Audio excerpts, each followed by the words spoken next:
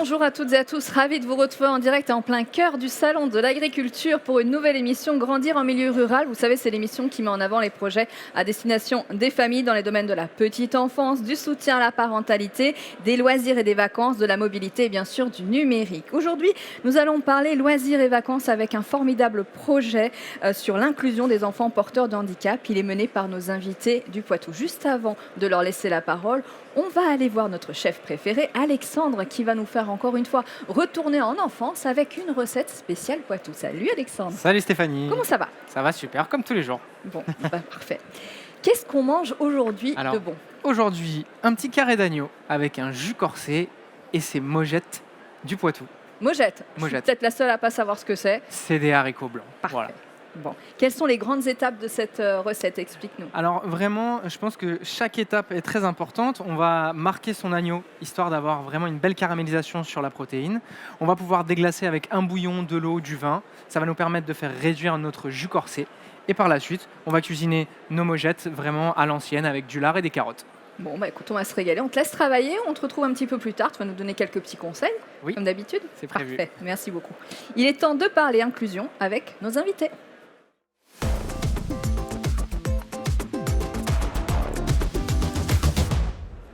Célia Coquille, vous êtes attachée de direction action sanitaire et sociale à la MSA Poitou. Raphaël Garnier, vous êtes coordinatrice enfance du centre socioculturel du pays Moléonnais et éducatrice spécialisée. Et Malika Lagnès, vous êtes la maman d'Oscar, 15 ans, et d'Oliver, 12 ans, et l'un des piliers de ce beau projet. Un grand merci et bonjour à toutes les trois. Vous allez bien? Oui. Bonjour. Grandir en milieu rural, je vais vous le rappeler, ce sont 5 thématiques. Aujourd'hui, nous allons parler de la partie loisirs et vacances.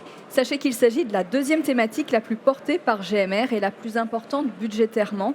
Au total, en 2024, ce sont 1260 actions qui ont été financées, 337 structures, 121 séjours et le cofinancement de 31 prestations de services jeunes. Toutes les trois, aujourd'hui, vous allez nous parler de ce projet qui permet l'inclusion des enfants porteurs de handicap en centre de loisirs. Vous allez voir, c'est un vrai projet coup de cœur. Célia Coquille, avant de nous parler de ce projet, est-ce que vous pouvez nous présenter votre territoire et ses besoins? Comme ça, on va vraiment comprendre en quoi ce projet est vraiment une pépite.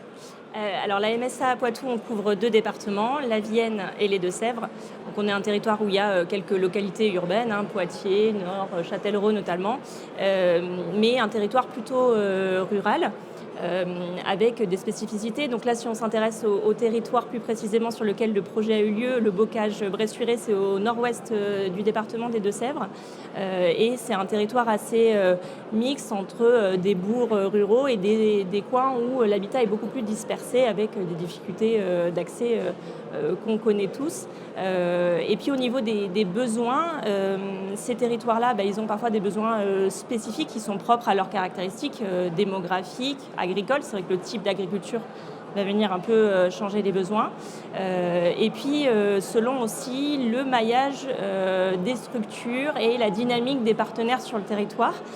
Sur le bocage bressuiré, on a un vrai dynamisme. On a 8 structures d'animation de la vie sociale, par exemple. Donc c'est vrai qu'on a des besoins qui sont spécifiques, mais des réponses. Néanmoins, ces territoires-là, ils sont confrontés aux mêmes difficultés que tous les territoires ruraux. On note bien sûr des difficultés d'accès aux soins, de mobilité notamment. Et le sujet du handicap qui nous réunit aujourd'hui est une difficulté particulière sur les territoires ruraux. On l'a noté aussi sur notre territoire. À titre d'exemple, on a 5% des enfants allocataires chez nous qui sont destinataires de l'allocation d'aide à l'éducation pour enfants handicapés, alors que c'est 2,7% au national. Donc on a un vrai sujet handicap sur notre territoire et ces besoins-là, on arrive à les détecter grâce, il faut le dire, à nos travailleurs sociaux. On a une équipe notamment de 12 conseillères sociales de territoire qui sont au plus près des acteurs et des besoins du territoire. Un maillage fort, des partenaires, j'imagine, bien engagés. Pour rentrer dans le détail du projet avec vous, Raphaël Garnier et Malika Lagnès, on rentre tout de suite dans ce focus projet.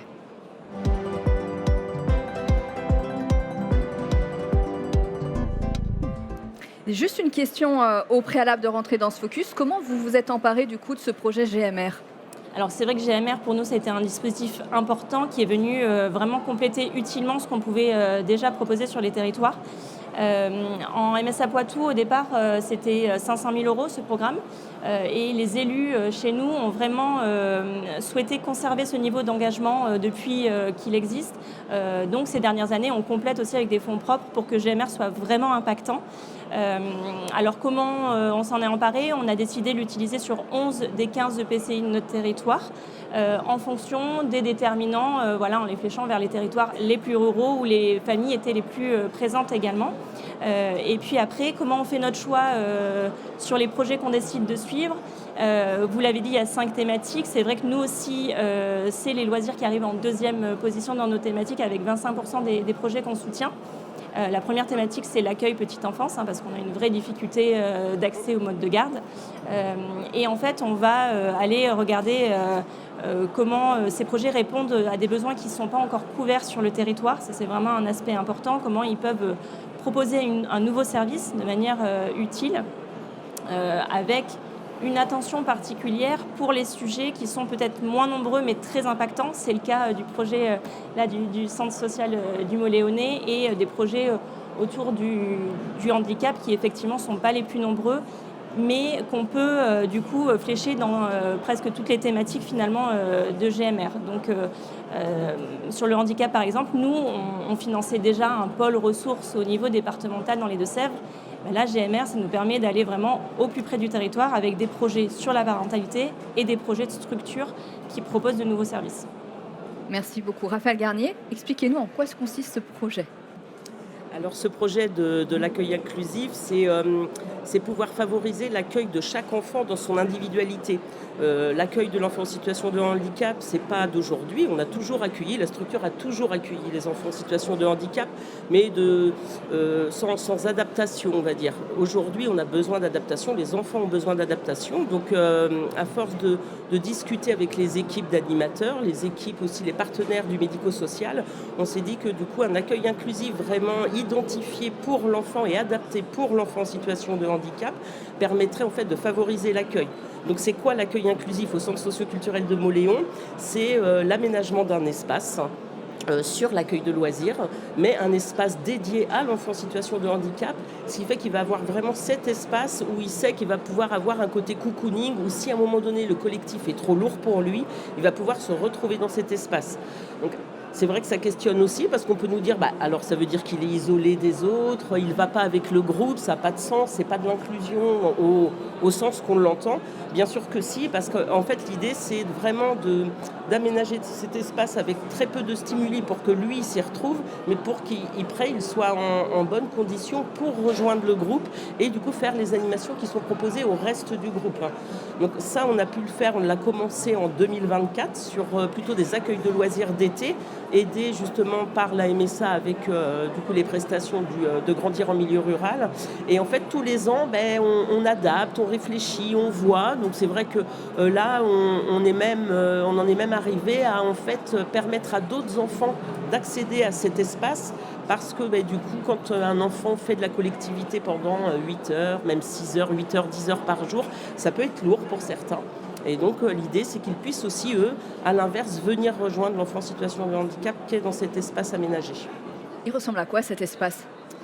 Alors cet espace, il est très simple, très peu coloré, parce qu'en fait, plus on a de stimuli, plus les enfants en situation de handicap, alors on ne va pas faire une généralité, mais les enfants TND, troubles du neurodéveloppement, n'ont pas besoin de stimuli. En fait, leur cerveau fonctionne tellement vite qu'ils n'ont pas besoin de ça. Donc en fait, ça va vraiment être des espaces assez blancs, avec du matériel entre guillemets Snozelen, parce que du coup, c'est quand même du matériel spécifique blanc.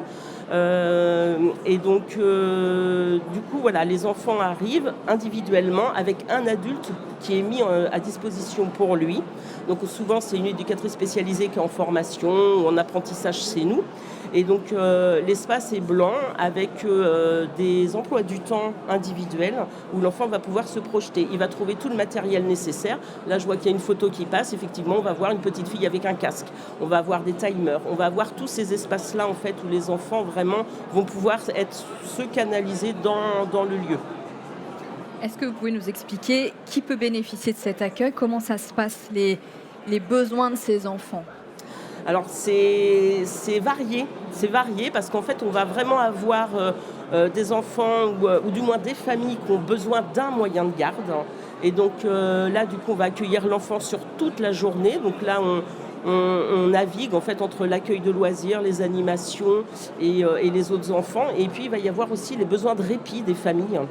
Parce que par exemple sur l'été, c'est vrai que les structures peuvent être fermées, les écoles sont fermées, hein, et donc les familles se retrouvent avec leurs enfants. Donc on va jusqu'à chercher les enfants à domicile quand la famille n'a pas de voiture, n'est pas véhiculée, hein, parce que voilà, milieu rural, donc la mobilité c'est pas toujours simple non plus.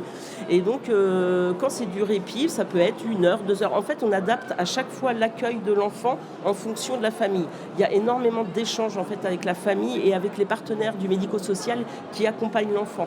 Parce qu'on ne peut pas en fait juste se dire on fait un accueil inclusif, tiens on va sortir de notre petit chapeau magique, je sais pas moi, une façon de faire. Non, c'est vraiment on va chercher la famille, on va chercher l'éducateur spécialisé ou le psychomotricien qui connaît bien l'enfant et du coup on travaille ensemble sur l'accueil de l'enfant, mais on fait vraiment de l'individualité dans le collectif. C'est vraiment notre intention. Comment vous construisez les activités? Comment vous cherchez à... Alors, on a des animateurs donc, qui sont également éducateurs spécialisés en formation. Et l'idée, c'est qu'en fait, eux, ils font partie de l'équipe. Et donc, ils réfléchissent en fait, avec les animateurs. Ils voient les activités qui peuvent être proposées. Et en fonction, ils vont y mettre leur petite touche professionnelle, leur regard. Ils vont dire, ah là, c'est une activité, cet enfant-là, ça ne va pas lui correspondre. Alors là aussi, je vois la vidéo où on avait un intervenant, un animateur qui savait faire de la musique. Ça, typiquement, c'est une animation que les Qui enfants... plaît. Ah là là, oui, la musique. Ah oui, ça les emmène, c'est vrai, et ça les emmène et à la fois ça les canalise, ça leur fait du bien, donc on adapte aussi les animations. Alors après c'est pas toujours tout simple, hein, mais en tout cas voilà, on progresse, on réfléchit, mais c'est surtout le faire ensemble qui permet que ça fonctionne. Justement, quel bilan vous faites de ces premières années et c'est quoi le facteur de réussite selon vous? Alors le facteur de réussite, c'est que du coup on arrive de plus en plus à accueillir d'enfants qui aujourd'hui ne sont même pas en milieu ordinaire en fait lors des temps scolaires. Et du coup on arrive quand même à les accueillir 1 heure, 2 heures, 3 heures. Et c'est toute l'adaptation qu'on y met. Ça, je pense aussi que c'est quand même une vraie volonté du centre socioculturel et de notre directrice, hein, Cécile Malfray, qui a vraiment cette volonté-là aussi d'accueillir tout le monde et d'avoir une mixité de l'accueil du public. Donc je pense qu'il faut qu'on continue. Après, comme Célia a pu le dire tout à l'heure, on est dans un milieu rural. Nous, l'été, on est sur 5 accueils de loisirs. Dans un idéal, ça serait de pouvoir avoir un accueil inclusif sur chaque lieu, d'avoir des professionnels sur chaque lieu. Bon, on n'en est pas là. Déjà, on en a un. On a des partenaires du médico-social qui viennent parfois nous aider, même quand on est ouvert, qui viennent faire de l'observation. Donc, je me dis que plus on va avancer dans ce sens-là, plus ça va prendre de l'ampleur et mieux ce sera. Mais c'est sûr qu'il ne faut pas qu'on s'arrête là, il faut continuer. Moi, je retiens en fait le bénéfice et pour l'ensemble des enfants qui sont accueillis dans cet espace-là et le répit. Et je pense que Malika nous en parlera aussi, mais la parenthèse que vous offrez aussi aux parents et peut-être la possibilité de... Vous le disiez, je crois qu'à la fin de la journée, ils peuvent se permettre de discuter un peu à bâton rompu avec... et ça doit faire vraiment du bien, non? Oui, et puis ça, les parents souvent nous disent « Ah, mais qu'est-ce que ça fait du bien de savoir qu'en fait notre enfant peut être pris en charge sans jugement et d'assumer ou de ne pas cacher que son enfant est en situation de handicap, parce qu'on a pu avoir ça, des familles qui ne nous disaient pas que l'enfant était en situation de handicap parce que c'est tellement compliqué déjà de l'accepter en tant que parent, et puis la crainte ça peut être malmené aussi, qu'il soit rejeté ou qu'on dise non, on ne l'accueille pas. Aujourd'hui sur les accueils de loisirs, c'est pas si simple d'accueillir les enfants en situation de handicap. Il y a des structures qui sont en difficulté parce que on ne sait pas comment faire. Et du coup, c'est comment on fait. Donc les parents ne le disent pas, les animateurs se retrouvent un petit peu coincés. Cet accueil inclusif permet ça et permet aussi, moi je pense, un échange avec les autres enfants et moins d'appréhension des autres enfants dits ordinaires, parce que est-ce qu'on est tous ordinaires, je suis pas sûre, mais des autres enfants sur le handicap. Je suis convaincue que les autres enfants qui auront vécu avec les enfants en situation de handicap, quand ça va être des jeunes adultes, auront beaucoup moins d'appréhension du handicap qu'on a pu avoir nous en tant qu'adultes. Bien sûr. Mm. Malika Lagnès, alors je l'ai dit en introduction, vous êtes l'un des piliers de ces actions en faveur de la prise en compte du handicap dans votre territoire rural. Racontez-nous un petit peu cette histoire. Je pense que c'est parti d'un ras-le-bol, si je puis me permettre. C'est ça. C'est parti d'un ras-le-bol des difficultés de prise en charge pour les enfants, une impression de ne pas être compris aussi. Et grâce au centre socioculturel du pays moléonais, qui est quand même vraiment axé sur des valeurs humaines qui sont très fortes, on a pu constituer un groupe de parents au départ. C'était juste pour venir se plaindre, pour venir échanger, pour venir prendre des conseils. Et c'est vrai que suite à ça, on a vraiment eu des échanges au niveau des professionnels de santé. C'est allé plus loin dans plein au niveau des gardes d'enfants, au niveau des structures existantes. Et on s'est rendu compte qu'en fait, il y a plein de choses qu'on ignorait. Et ce groupe de parents qui était à la base un groupe de parole est devenu aujourd'hui un réel groupe de soutien. Donc on se contacte tout le temps, on se voit de plus en plus, on organise des sorties et c'est vrai que le fait de ne pas avoir le regard des autres et de se sentir dans un climat de bienveillance, les familles s'y retrouvent vraiment de plus en plus. Expliquez-nous, quand on est parent d'un enfant porteur de handicap, de manière générale, j'imagine qu'on se sent déjà un peu désemparé et un peu seul, on a besoin d'avoir des réponses. Quand on rajoute la géographie du milieu, j'imagine, rural, c'est décuplé, non? Ce sentiment de solitude. Dans le nord de Sèvres, on a beaucoup de difficultés au niveau des prises en charge. On a très facilement entre 30 minutes et 1 heure de route. On a des délais pour des prises en charge qui peuvent atteindre parfois les 6, 12, 18 mois. On se sent un peu perdu. On se sent seul et c'est vrai que le fait d'avoir un centre socio-culturel qui est quand même une structure qui est réellement sur un échange et avec une volonté de bien faire et d'aider, on a un soutien qui est quand même sans nom. Là, heureusement qu'on a ça parce que je pense que c'est un peu ce qui nous donne l'envie ensuite de faire toujours mieux et le fait de savoir qu'en fait des familles ont des situations pires, on se dit finalement on a de la chance. Oui, parce que, comme on le disait, ça offre un répit aux familles. Alors ça, vous allez nous dire si c'est à quel point ce répit est important. Mais ça vous permet aussi de vous mettre en lien avec des familles que vous n'auriez peut-être pas rencontrées et de pouvoir échanger, de pouvoir, ne serait-ce que parler, vider son sac. Je ne sais pas, j'imagine. C'est ça. Dès qu'on a un débordement émotionnel, soit on fait sur le groupe, soit on se rencontre. Soit on appelle directement Raphaël, on met des choses en place. Raphaël est une grande aide pour beaucoup. Et le fait d'avoir vraiment des profils totalement différents, ça nous aide beaucoup à relativiser aussi. Et de voir à quel point le centre socio-culturel essaie de nous aider. On a en fait envie de s'investir et de se dire finalement on a plein de choses à mettre en place et on va réussir à faire de belles choses. Justement, parmi les choses que vous avez mis en place, il y a ce forum. Est-ce que vous voulez nous en parler? Oui. Alors, nous, on travaille avec environ plus d'une centaine de partenaires du médico-social et on a fait le constat que les familles ne connaissaient pas toutes les structures. Et on ne connaît pas ni les sigles, ni à quoi ça correspond. Et de ce constat, lors d'une coordination handicap avec des professionnels, on s'est dit pourquoi pas lancer un forum où les familles pourraient venir, prendre des informations, découvrir les structures existantes sur le nord de Sèvres. Et de là est né le premier forum qui était en 2024. On a eu 30 structures présentes, on a eu 110 visiteurs à peu près. Des intervenants qui sont venus parler de leur situation de handicap. On a eu un escape game autour de l'autisme et les professionnels étaient vraiment très présents, très ouverts à la discussion, ce qui fait que les parents ont pu aller prendre des informations directement chez chaque professionnel. Certains ont eu des réponses aussi par la MDPH. On a pu prendre connaissance aussi de ce qui était possible avec la MSA. Et c'est vrai qu'on a quand même été assez fiers du rendu de ce premier forum. C'était important d'arriver à regrouper tout le monde au même endroit, au même moment où on parle mobilité, on parle là, pour le coup. Oui, on y est arrivé. C'est un parcours du combattant. Et on nous dit souvent il aurait fallu ne pas voir tel ou tel spécialiste, venir directement chez nous. Et nous, on se dit, mais on a juste essayé de bien faire. Et donc, c'est vrai que quand on nous parle de structure, on se dit, oulala, mais c'est quoi ?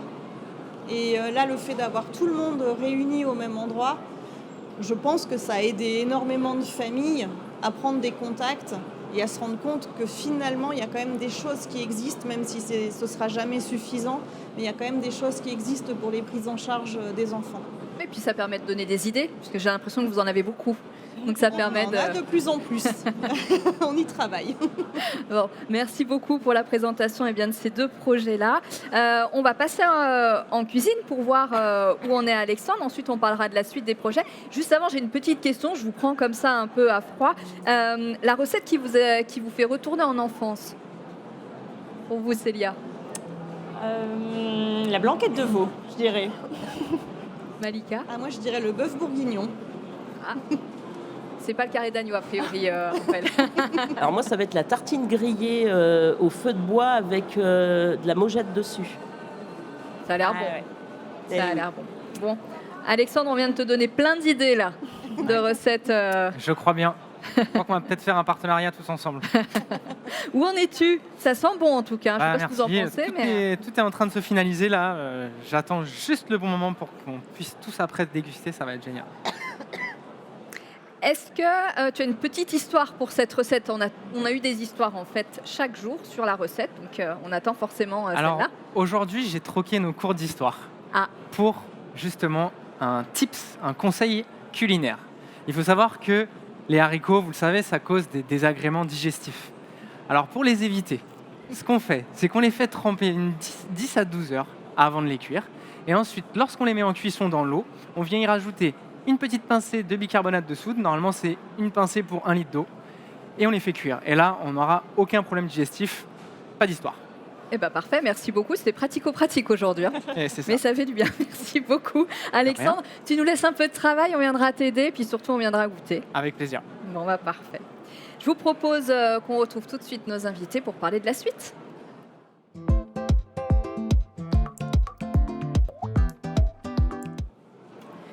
Célia Coquille, véritable succès pour ces actions mises en place sur le territoire. On a vu qu'il y avait une grosse dynamique. C'est quoi la suite du coup? C'est vrai que nous, on partage le bilan très positif qui a été donné. On le voit, vous l'avez dit, il y a eu des répercussions positives pour les enfants. C'est des nouvelles places d'accueil. On augmente les places d'accueil, on augmente la qualité d'accueil pour ces enfants avec des besoins aussi spécifiques et puis pour l'ensemble des enfants, on l'a dit. C'est aussi un constat positif pour les parents qui ont du répit et puis c'est un constat positif pour le territoire parce que les structures se rencontrent, font des choses ensemble, des projets et c'est peut-être aussi ça la suite. On a un accompagnement de longue durée avec le centre social parce que même sur GMR, ça fait 3 années qu'on les soutient parce qu'ils ont une réflexion de long terme globale sur l'adaptation au fur et à mesure de l'accueil des enfants en situation de handicap. Donc c'est renforcer ces partenariats locaux de long terme pour continuer avec ce programme à mettre une brique supplémentaire chaque année à des réflexions vraiment globales et qui changent sur le long terme et vraiment profondément l'offre du territoire. Raphaël Garnier, j'ai l'impression que vous êtes challengé chaque jour par ce groupe de parents très dynamique. Quels sont les projets ? Alors là, il y a énormément de projets, mais c'est vrai que oui, les parents, j'ai envie de dire les mamans, parce que c'est un groupe de mamans et c'est un groupe qui est très très présent. Et là, le dernier projet en date, ça a été, de permettre aux enfants en situation de handicap de s'exprimer sur leurs différences, leur handicap, et de le valoriser, soit auprès des écoles, soit auprès de nos accueils, mais en tout cas de leur permettre de mieux nous faire comprendre comment ils fonctionnent. Parce que je pense que c'est aussi ça. Des fois, on ne comprend pas, mais en fait, c'est juste qu'il y a un mode de communication qu'on n'a pas. Donc, on a lancé un projet autour d'un théâtre forum handicapable, nom donné par les mamans, le théâtre handicapable. Et ça, ils y tiennent, donc je le redis. Et du coup, c'est quelque chose qui va avoir lieu. Alors, il va y avoir des répétitions pendant toute l'année 2026, avec justement un nouveau forum qui aura lieu en 2026, avec tous les partenaires du médico-social, et du coup, qui sera clôturé par ce théâtre forum avec les enfants. On a vu le QR code, comme ça on va pouvoir participer. C'est ça. Et, Vrai que vous aider. plus on sera nombreux à participer, à partager, surtout que c'est les dernières heures, plus ça fonctionnera, parce que le top du top, ça serait d'aller encore au-delà et de pouvoir permettre aux familles et aux enfants de venir faire eux-mêmes, enfin de venir voir un vrai théâtre. Alors, Nantes, Paris, c'est en négociation avec notre structure. Mais l'idée, ça serait vraiment de pouvoir emmener tout le groupe en fait assister à un théâtre à Paris ou à Nantes. Et là, les enfants, ils ont les yeux pleins d'étoiles. Donc j'invite vraiment les gens, même s'il n'y a pas de participation, à aller voir, même flasher le QR code. Il y a plein de photos, les répétitions ont commencé. C'est assez excellent à voir, ça peut même être riche d'émotions. Malika Lagnès, on l'a compris, un autre forum. Qu'est-ce que vous avez d'autre comme idée? Comment? L'annuaire. L'annuaire. L'annuaire. L'annuaire. L'annuaire des professionnels. On a un peu de mal à s'y retrouver, donc on travaille depuis 1 ou 2 ans maintenant sur la construction d'un annuaire qui pourrait être pratique principalement pour les parents, mais aussi pour les structures. C'est un gros travail. Et vous y C'est attelez, compliqué, mais on va y arriver. Moi, j'ai aucun doute. J'ai aucun doute. Et donc, le prochain forum, si mes informations sont bonnes, c'est le 16 octobre. Le prochain. 16 octobre prochain. À ne pas rater. ouais, Sur donc, quelle commune vous avez pas C'est encore C'est encore en discussion. Voilà. Ça sera sûrement sur une commune du Mot-Léonnais, mais on attend confirmation des élus, parce que c'est leur salle. Mais en général, il n'y a pas de souci, ils sont plutôt preneurs de ces actions-là. Parfait. Un grand bravo pour ces projets en direction des enfants porteurs de handicap et de leurs proches. Il ne faut pas les oublier. Merci à toutes les 3 d'être venues nous en parler. On a bien travaillé. Je propose qu'on passe à table. Qu'est-ce que vous en pensez? Allez, c'est parti, à table. Merci.